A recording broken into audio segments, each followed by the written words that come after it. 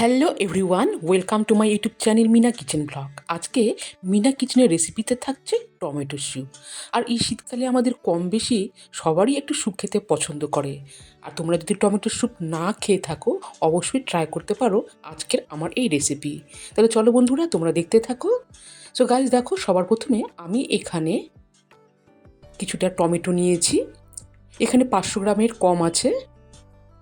তো এইবারে এখন আমি এই টমেটোগুলোকে কুচি কুচি করে কেটে নিব। তো দেখো বন্ধুরা, সমস্ত টমেটোগুলোই কিন্তু আমি এইভাবে পিস করে কেটে নিয়েছি। এরপরে ওভেনে আমি কড়াই বসিয়ে দিয়েছি। কড়াই দিয়ে দিচ্ছি 1 চামচ বাটার। দেখো বন্ধুরা, বাটারটা দিয়ে আমি এখন নাড়িয়ে নিচ্ছি। কিছুটা বাটার গলে গেলে এই অবস্থায় আমি দিয়ে দিচ্ছি একটা চেরা তেজপাতা, আর দিয়ে দিচ্ছি লং, আর একটা দিয়ে দিচ্ছি দারচিনি। এবারে আমি হালকা করে নাড়িয়ে নিচ্ছি, আর ওভেনের আঁচটাকে কিন্তু মিডিয়ামে রেখেছি। এই অবস্থায় আমি এখন দিয়ে দিচ্ছি এখানে দুটো ছোট সাইজের পেঁয়াজ কুচি। পেঁয়াজ কুচিটা আমি দিয়ে নাড়িয়ে নিচ্ছি। কিছুক্ষণ নাড়াচাড়া করার পর দিয়ে দিলাম এখানে রসুন কুচি। এখানে আমি দিয়ে দিচ্ছি 1 চামচ রসুন কুচি। তো গাইজ দেখো, পেঁয়াজ কুচি আর রসুন কুচি দিয়ে আমি নাড়িয়ে নিচ্ছি।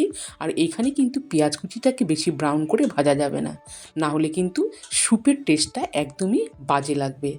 সো গাইজ দেখো, পেঁয়াজ কুচিগুলো এই অবস্থায় থাকতে আমি কিন্তু এখন দিয়ে দিচ্ছি টমেটো কুচি।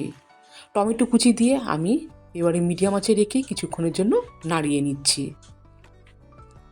এভাবে কিছুক্ষণ নাড়াচাড়া করার পর দিয়ে দিচ্ছি লবণ। লবণের পরিমাণটা আমি এইটুকুনি দিলাম। তোমরা লবণের পরিমাণটা বাড়িয়ে বা কমিয়েও নিতে পারো। তো দেখো বন্ধুরা, কিছুক্ষণ নাড়াচাড়া করার পর এইবারে আমি কিছুক্ষণের জন্য ঢাকা দিয়ে রেখে দিচ্ছি। ফিরে আসলাম কিছুক্ষণ পর। তো দেখো বন্ধুরা, টমেটোগুলো কিন্তু অনেকটাই এখানে গলে গেছে। তোমরা দেখে এখন বুঝতেই পারছো। এবারে আমি কিন্তু ওভেনের আঁচটাকে নিভিয়ে দিলাম। নিভিয়ে দিয়ে দেখো বন্ধুরা, আমি এখন এই টমেটো কিছুক্ষণের জন্য রেখে দিচ্ছি ঠান্ডা হওয়ার জন্য। সো গাইজ, কিছুক্ষণ পর আমি ফিরে আসলাম, আর এখানে টমেটো কিন্তু অনেকটাই ঠান্ডা হয়ে গেছে। এই ঠান্ডা হওয়া টমেটো এখন আমি এই মিক্সচার গ্রাইন্ডারে দিয়ে দিলাম। এবারে আমি এখন এই টমেটোটাকে ভালো করে পেস্ট করে নিব। তো দেখো বন্ধুরা, এই টমেটোর পেস্টটাও কতটা সুন্দর করে আমি এখানে গ্রাইন্ড করে নিয়েছি। তো এটাও একটা টমেটোর পেস্ট হয়ে গেল। এই দেখো, তোমাদেরকে আমি চামচ দিয়ে দেখিয়ে দিচ্ছি। তাহলে এখানেও টমেটোর পেস্টটা হয়ে গেল। এরপরে আমি কড়াইয়ে এখানে একটা ছাঁকনি নিয়েছি। এই ছাঁকনিতে আমি এখন এই টমেটোর পেস্টটাকে ঢেলে দিচ্ছি। তো দেখো বন্ধুরা, এখানে পুরোটাই আমি টমেটোর পেস্ট ঢেলে দিলাম। এইবারে আমি এখন একটা চামচের সাহায্যে এই পেস্টটাকে ভালো করে নাড়িয়ে নিচ্ছি।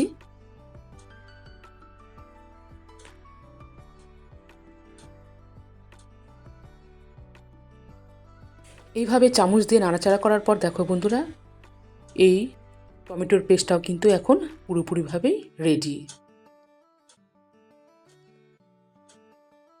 এরপরে আমি টমেটোর পেস্ট সমেত কড়াইটা ওভেনে বসিয়ে দিলাম, আর ওভেনের আঁচটাকে আমি মিডিয়াম আঁচে রেখেছি। এরপরে এতে দিয়ে দিচ্ছি আবারও 1 কাপ জল। জল দিয়ে এবারও আমি নাড়িয়ে নিচ্ছি। পরে আমি আবারও হাফ কাপ জল দিয়ে এবারে কিন্তু এই স্যুপটাকে ফুটিয়ে নিব।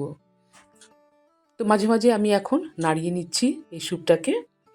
তো গাইজ দেখো, স্যুপটাও কিন্তু বেশ সুন্দর এখানে ফুটে উঠেছে।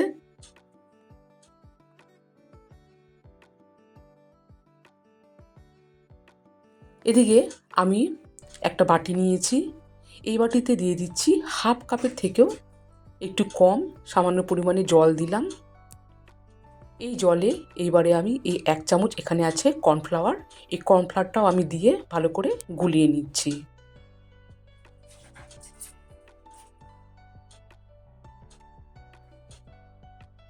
এরপরে আমি এই কর্নফ্লাওয়ারের জলটা স্যুপের মধ্যে দিয়ে দিলাম। এবারে হাই হিটে রেখে আমি কিন্তু এখন এই স্যুপটাকে প্রায় 2 থেকে 3 মিনিটের মতো ফুটিয়ে নিব। তো দেখো বন্ধুরা, আস্তে আস্তে কিন্তু এখন এই স্যুপটাও রেডি।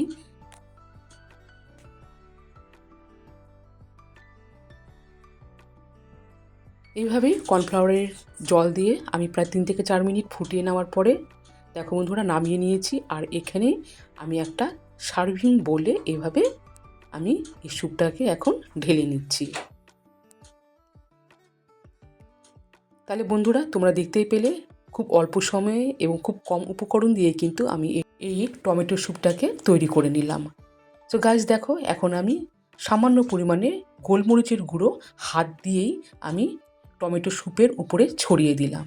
আর এইখানে আছে ফ্রেশ ক্রিম, চামচের মধ্যে আমি এই ফ্রেশ ক্রিম নিয়ে সাজিয়ে নিচ্ছি।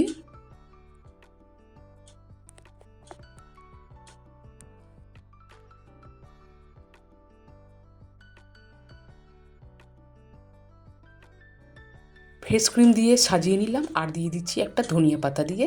এইভাবে কিন্তু তোমরা বাড়িতে অনায়াসেই কিন্তু এটাকে সার্ভ করতে পারো। তাহলে বন্ধুরা হয়ে গেল রেডি টমেটো স্যুপ। আর এইখানে আমি আর একটা চামচ দিয়ে দিচ্ছি। তো দেখো বন্ধুরা এটা কতটা লোভনীয় হয়েছে আর এটা কিন্তু খেতেও কিন্তু খুব টেস্টি হয়।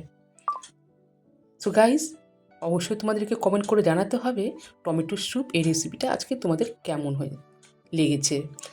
তো প্লিজ লাইক কমেন্ট এবং শেয়ার করে দিও। আর যারা এখনও আমার চ্যানেলটিকে সাবস্ক্রাইব করোনি সাবস্ক্রাইব করে দিয়ে পাশে থেকো। সবাই ভালো থেকো, সুস্থ থেকো।